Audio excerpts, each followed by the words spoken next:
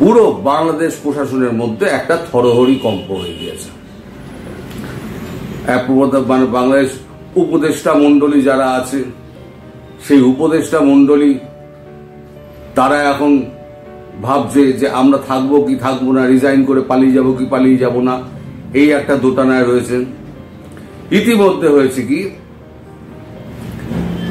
এই যে প্রথম দিন তুলসী গেওয়ার রায়সিনা যে সম্মেলন, সেখানে যে বক্তব্যটা রেখেছিলেন, তারপরই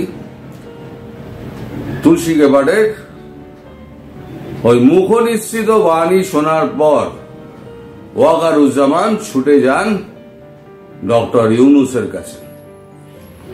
তিনি এমনিতে খুব ভদ্র মানুষ, তিনি ভদ্রভাবে পরিস্থিতির বিচার বিশ্লেষণ করে উনি জানিয়ে দেন যে আপনি কিভাবে ক্ষমতায় এসেছিলেন সেটা আপনার থেকে ভালো মতো কেউ জানে না, এবং আপনাকে ক্ষমতায় বসানোর পর দেশের কি অবস্থা হয়েছে সেটাও সারা পৃথিবীর কাছে উন্মোচন হয়ে গিয়েছে। এখন আমাদের উপরে একটা বড় চাপ রয়েছে, সেটা হচ্ছে মার্কিন যুক্তরাষ্ট্রের চাপ এবং ভারতের চাপ। আমাদের মতো একটা ছোট দেশ সেই চাপকে আমরা কিন্তু মানে সহ্য করতে পারবো না। ফলে আপনাকে আমার একটা পরামর্শ আছে। পরামর্শ হচ্ছে, আপনি যত তাড়াতাড়ি সম্ভব আপনার মানে সময়কালে মধ্যে সময় বিবেচনা করে আপনি নিঃশব্দে প্রস্থান করুন। নইলে এমন অবস্থা আসতে পারে যে ক্ষমতা হয়তো আমাকে হাতে তুলে নিতে হবে, তারপর যেটা হবে সেটা আপনাদের কারো পক্ষে সমীচীন হবে না। আমি এটা আপনাকে পরামর্শ দিয়ে গেলাম, কোনো সাবধান বাণী নয়। আপনাকে বয়োজ্যেষ্ঠ, আপনাকে আমি পরামর্শ দিয়ে গেলাম। এই পরামর্শ আপনি নেবেন কি নেবেন না সেটা আপনার ব্যাপার। পরে বলতে পারবেন না যে আমি কোনো রকম আগাম আপনাকে কোনো বার্তা দিইনি। একটা বার্তা আগে দিয়েছিলাম, আজকে ব্যক্তিগতভাবে আপনাকে বার্তা দিতে এসেছি যে আপনি চলে যান। দিয়ে উনি বেরিয়ে চলে আসেন। আর ওই যে আমাদের মার্কিন সেনেটর, যিনি ডেমোক্র্যাট সেনেটর, তাকেও পরিষ্কার একটা কথাই বলে দিয়েছিলেন, এনাফ ইজ এনাফ। আপনারা কি করে আমাদের প্রাক্তন প্রধানমন্ত্রীকে আপনি ফিরিয়ে দিয়েছেন, আপনারা এখান থেকে উৎখাত করেছেন, আমাদের কাছে সেটা পরিষ্কার। কোন চাপের মুখে আমাদেরকে করতে হয়েছে সেটাও আমি পরিষ্কার হয়ে গেছি। এইবারেতে আপনারা এই ব্যাপারে আর কোন রকম নাক গলাবেন না। এখন মার্কিন যুক্তরাষ্ট্রের নতুন প্রশাসন এসছে, তারা যা বলবে আমরা সেই অনুযায়ী কাজ করব। এবং ভারত আমাদের প্রতিবেশী রাষ্ট্র, ভারত আমাদের সঙ্গে বরাবর সম্পর্ক ভালো রেখে চলেছে। ফলে ভারতকে ছাড়া বাংলাদেশে চলবে না। আপনি সুদূর আমেরিকায় বসে আপনি যদি গুটি চালাচালি করেন, সেই গুটি চালাচালিতে বাংলাদেশ আর চলবে না। সুতরাং আপনাকে এই কথাটা পরিষ্কার জানিয়ে দিচ্ছি যে আপনার আমার কাছে আসার যে পরিকল্পনা এবং যেটা আপনি আমায় বললেন সেটা কখনোই বাস্তবায়িত হবে না। এই গেল মার্কিন সেনেটরের ব্যাপার, এই গেল আপনার ডক্টর ইউনূসের ব্যাপার। এবার হয়েছে কি, মানে এতটাই আতঙ্ক যে এখন ডিসি পর্যায়ে যারা এই পথে চাইছেন, মানে নিয়োগ যাদের হয়, সেই ডিসি কে এখনো কেউ হতে চাইছে না। আগে একটা ডিসি হওয়ার জন্য কোটি কোটি টাকার লেনদেন হতো। এই সমন্বয়ককে ধরা হচ্ছে, ওই উপদেষ্টাকে ধরা হচ্ছে, এই নেতাকে ধরা হচ্ছে, ওই আপনার জামাতি একে আমিরকে ধরা হচ্ছে, এই সমস্ত কিন্তু এখন সব বন্ধ হয়ে গেছে। এখন কেউ ডিসিও হতে চাইছে না, কারণ এই সরকারের সঙ্গে কেউ সংস্রবে থাকুক সেটা কেউ চাইছে না। ফলে বাংলাদেশের ভেতরে সরকারের মধ্যে একটা চূড়ান্ত অস্থিরতা সৃষ্টি হয়েছে। তারা বুঝতে পারছে তাদের চলে যেতে হবে, কিন্তু কবে চলে যেতে হবে।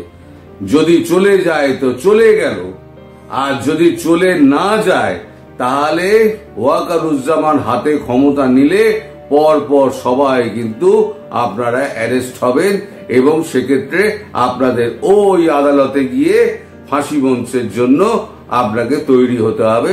ইতিমধ্যে প্রধানমন্ত্রী দেশে ফিরে তার মতো করে দেশ চালাবেন।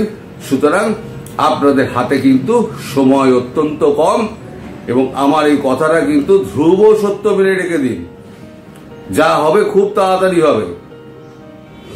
এবার কত তাড়াতাড়ি আপনারা যাবেন, কত তাড়াতাড়ি মানে আপনারা দেশ ছাড়বেন, সেটা আপনাদের উপর নির্ভর করছে, কিন্তু ছাড়তে আপনাদের হবেই। সেটা পশ্চাৎ দেশে লাথি খেয়ে হোক অথবা স্বইচ্ছায় হোক। এদিকে তুলসী গ্যাবার্ডের এই যে মন্তব্য, এই মন্তব্যকে ঘিরে আরো একটা মানে হয়েছে, তুলকালাম ঘটে গেছে। ঢাকায় যে ফ্রান্সের এম্বাসি রয়েছে, সেই এম্বাসি একটা টুইট করে। টুইটে তারা লেখে, France embassy Dhaka, how ridiculous, baseless and intellectually weak statement. এই কথাটা তুলসী গ্যাবার্ডকে ট্যাগ করে লেখা হয়, একদম ওপেন টুইটারে ফলো এতে দেওয়া হয়। এর উত্তরে আমাদের একজন নৌসেনা কর্তা তিনি এই টুইটটাকে ট্যাগ করে উনি আবার লেখেন, মনোজ রাওয়াত তিনি একটা লিখেছেন, আমি সব শুদ্ধ আপনাকে দিয়ে দিচ্ছি এখানে, আপনারা দেখুন। যেখানে লেখা হচ্ছে, বাংলাদেশ সম্পর্কে তুলসী গ্যাবার্ডের বক্তব্যের সমালোচনা করেছে বাংলাদেশে অবস্থিত ফরাসি দূতাবাস। পোস্টটি এখন মুছে ফেলা হয়েছে। এই পোস্টটা কিন্তু এখন আর নেই, এই পোস্টটাকে মুছে ফেলা হয়েছে। এখন মনোজ রাওয়াত কি লিখেছিলেন, ফ্রান্সের বিরুদ্ধে অভিযোগ, প্রাক্তন ভারতীয় নৌবাহিনীর কর্তা মনোজ রাওয়াত গ্যাবার্ডের মন্তব্যের উপর মোহাম্মদ ইউনূসের বক্তব্য শেয়ার করে ফরাসি দূতাবাসের স্ক্রিনশট পোস্ট করেছেন। তিনি অভিযোগ করেছেন যে বাংলাদেশের সংখ্যালঘুদের ওপর নির্যাতনের বিষয়ে গ্যাবার্ডের মন্তব্যের উপরে বাংলাদেশ সরকারের সমালোচনাকে ফ্রান্স সমর্থন করছে। রাওয়াত আরো বলেন যে ভারত ফরাসি কৌশলগত অংশীদারিত্ব ফ্রান্সের একটি প্রতিরক্ষা চুক্তি নিশ্চিত করার লক্ষ্যে একটি ব্যবসায়িক ব্যবস্থা বলে মনে করা হচ্ছে। উপমহাদেশে ফরাসিদের দুষ্টুমিকে ডাকার সময় এসেছে, এক্সপোস্টে তিনি এই কথা বলেছেন। শুধু মনোজ রাওয়াত নয়, আরো একজন করেছেন, তিনি হচ্ছেন Mario নভল, an Australian entrepreneur, angel investor and speaker, is currently serving as the founder and chief executive officer of IBC Group. He is one of the most respected names in blockchain industry. Mario নভলের টুইটটাও আমি এখানে দিয়ে দিলাম। Mario নভল যেখানে বলছেন যে বাংলাদেশের ভেতরে সংখ্যালঘুদের উপর নির্যাতনের ব্যাপারে যে অশনি সংকেতের ঘণ্টা তুলসী গ্যাবার্ড বাজিয়ে দিলেন, সারা পৃথিবীর কাছে তা একটা দৃষ্টান্ত। সারা পৃথিবী দেখুক যে ইসলামী রাজত্ব কায়েমের জন্য কি কি করা হতে পারে এবং সেখানে ডিপ স্টেটের কি কি ভূমিকা থাকতে পারে, উনি পরিষ্কার এখানে লিখে দিয়েছেন। আর তাছাড়া এখন এটা ফরাসি এই দূতাবাসের ব্যাপারটা নিয়ে একদম খবরে ছয়লা চারিদিকে। আমিও খবর জোগাড় করেছি, ওখান থেকেই খবর জোগাড় করেছি, আমি নিয়েছি ইকোনমিক টাইমস থেকে 3 ঘন্টা আগে, আমি ভিডিও করা 3 ঘন্টা আগে যেটা পোস্ট করা হয়েছে সেখান থেকেই আমি খবরটা নিয়েছি। খবরটা কিন্তু অনেক বড়, মানে জিনিসটা হচ্ছে এইটাই যে কি করে ফরাসি দূতাবাস কি করে এমন একটা টুইট করলো এবং পরে ভয়ের চোটে মুছে দিল? কারণ এই মনোজ রাওয়াতের রিটুইটের পরে এইটা এমইএ এর কাছে খবর যায়। এমইএ সরাসরি ফ্রান্স গভর্নমেন্টকে ফোন করে, ফ্রান্সের সঙ্গে যোগাযোগ করে এবং পরে ডক্টর জয়শঙ্কর যোগাযোগ করেন ফ্রান্সের যিনি বিদেশ মন্ত্রী তার সঙ্গে এবং প্রধানমন্ত্রী যোগাযোগ করেন ম্যাক্রনের সঙ্গে। ম্যাক্রন বলেন যে আমি ক্ষমা চেয়ে নিচ্ছি, যেই দূতাবাস যেটা করেছে আমি দূতাবাসের সমস্ত কর্মীদের আমি উইথড্র করে নিচ্ছি, দরকার হলে ফ্রান্স দূতাবাস ঢাকা থেকে আমরা সরিয়ে নেব, কিন্তু আপনাকে আমি নিশ্চিত করছি যে ফ্রান্স সরকার এর মধ্যে কোনো সংস্রব নেই। যিনি মন্তব্যটা করেছেন তিনি তার ব্যক্তিগত মন্তব্য করেছেন, কিন্তু এটা ঠিক যে ফ্রান্স এম্বাসির ওয়েবসাইট থেকে তার এই পোস্টটা করা উচিত হয়নি। তিনি ব্যক্তিগতভাবে পোস্ট করতেন সেটা আলাদা ব্যাপার, কিন্তু ফ্রান্স গভর্নমেন্টের এম্বাসির ওই পেজ থেকে তার এই টুইটটা করা উচিত হয়নি। যাই হোক, আমি আপনার কাছে এই ব্যাপারে দেশের পক্ষ থেকে ক্ষমা প্রার্থী। ফলে বুঝতে পারছেন যে একটা ছোট 2 লাইনের একটা মন্তব্য ফ্রান্সের এম্বাসির, তার প্রতিক্রিয়া কোথায় চলে গিয়েছে? বিশ্বজুড়ে প্রতিক্রিয়া হচ্ছে, কিন্তু এখনো পর্যন্ত ট্রাম্প কিন্তু তার প্রতিক্রিয়া দেয়নি। ট্রাম্প প্রতিক্রিয়া যখন দেবে তখন কিন্তু একটি বোমা ফাটবে এবং তার আশঙ্কায় রয়েছে এখন স্বয়ং ফ্রান্সের প্রেসিডেন্ট ম্যাক্রন। তাহলে সব মিলিয়ে কি দাঁড়ালো? পুরো একেবারে ভোলাটাইল সিচুয়েশন। বাংলাদেশের অবস্থা কিন্তু, যারা সরকার তাদের অবস্থা কিন্তু খুব খারাপ।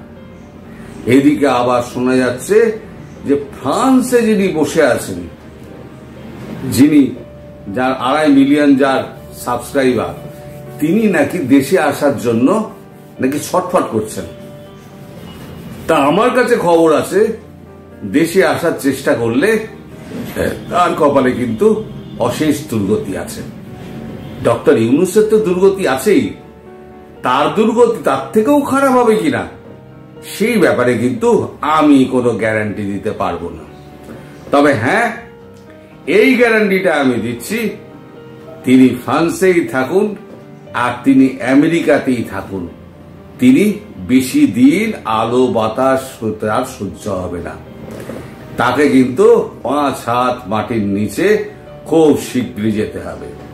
কারণ চারদিকে কিন্তু গানম্যানদের ভীষণ উৎপাত শুরু হয়েছে, অদৃশ্য গানম্যান। দেখছেন পাকিস্তানের অবস্থা, আপনাদের বড় ভাই সে তো ভেঙে টুকরো টুকরো হয়ে গেছে, রোজ সৈনিকদের লাশ করছে। এখন এমন একটা অবস্থা হয়েছে যে পাকিস্তানে যখন বলা হচ্ছে, মানে অর্ডার করা হচ্ছে যে তোমরা এবার এতে যাও, বালুচিস্তানে যাও, সব রিজাইন করে পালিয়ে যাচ্ছে। সৈন্যবাহিনী থেকে রিজাইন করে পালিয়ে যাচ্ছে, কেউ যেতে চাইছে না। বালুচিস্তান, খাইবার পাখতুনখোয়া, সিন্ধ আর ওদিকে আফগানিস্তান বর্ডার, চাওয়ান বর্ডার, কেউ যেতে চাইছে না। তা আপনার বড়ে মিয়ার এই অবস্থা, দেশটা টুকরো টুকরো হয়ে গেছে। তা ছোটে মিয়া আপনি এখন কি করবেন? আপনাদের পথ আপনারা নিজেরা মেরে রেখে দিয়েছেন। কোথায় কিভাবে মেরেছেন বুঝতেই পারছেন আমি কি বলতে চাইছি। আমি আর ভেঙে বলছি না ভিডিওতে, এগুলো সোশ্যাল মিডিয়াতে বলা যায় না। তবে ব্যক্তিগতভাবে যদি আমার সঙ্গে ডক্টর ইউনূসের দেখা হতো তাহলে আমি ওনাকে বলতাম, এই যে উচ্চ কথাটা খুব ভালো করে ওনাকে আমি সমঝে দিতাম যে আমি কি বলতে চাইছি। যাই হোক দর্শক, সবাই ভালো থাকবেন, সুস্থ থাকবেন এবং সাবধানে থাকবেন।